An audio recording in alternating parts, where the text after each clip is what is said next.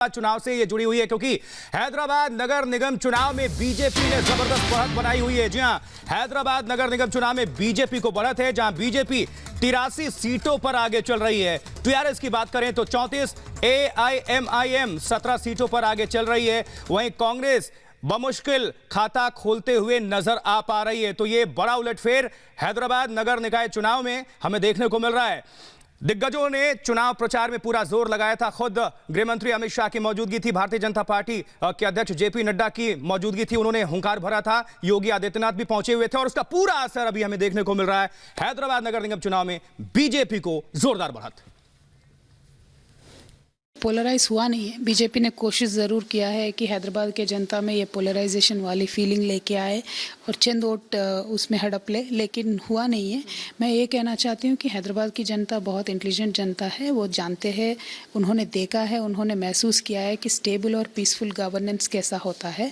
केसीआर साहब के लीडरशिप में टीआरएस पार्टी ने एक स्टेबल गवर्नमेंट उनको पिछले 6 सालों में दिया है। तो जनता हैदराबाद की जानती है कि बातें कौन बताता है और काम कौन करते हैं।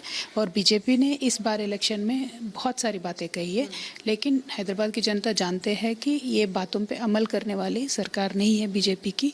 तो टीआरएस के साथ ही हैदराबाद की जनता है, ऐसा मैं मानती हूँ। इस बार हमने देखा कि कई बीजेपी के टॉप लीडर्स आए थे, योगी आदित्यनाथ, जेपी नड्डा भी, union home minister Amit Shah भी आए थे कैंपेनिंग के लिए, और उन्होंने ये भी स्टेटमेंट दिया था कि इस बार बीजेपी का मेयर बैठेगा।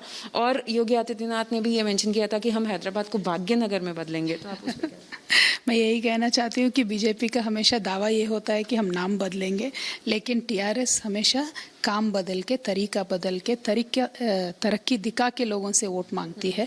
तो हमने पिछले 6 सालों में जिस तरीके का तरक्की हैदराबाद में किया है वो दिखा के हमने वोट मांगा है। लेकिन बीजेपी के अग्रगण्य नेता बहुत यहाँ पे आए, अलग अलग तरीके के बातें उन्होंने कहा है, लेकिन हैदराबाद की जनता उस पर बिलीव नहीं करेगी, उस पर विश्वास नहीं करेंगे, क्योंकि इन्होंने देखा है एक स्टेबल गवर्नमेंट। हमारे यहाँ तेलंगाना में एक भी छोटा सा इंसिडेंट पिछले 6 सालों में हुआ नहीं है।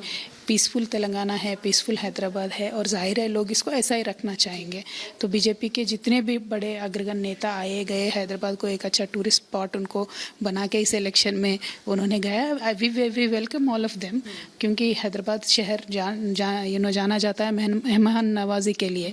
तो we welcome the guest, but then the issue is उनके बातें हैदराबाद की जनता पे कोई असर नहीं करेंगे। अल्टीमेटली टीआरएस का ही मेयर यहाँ बनेगा।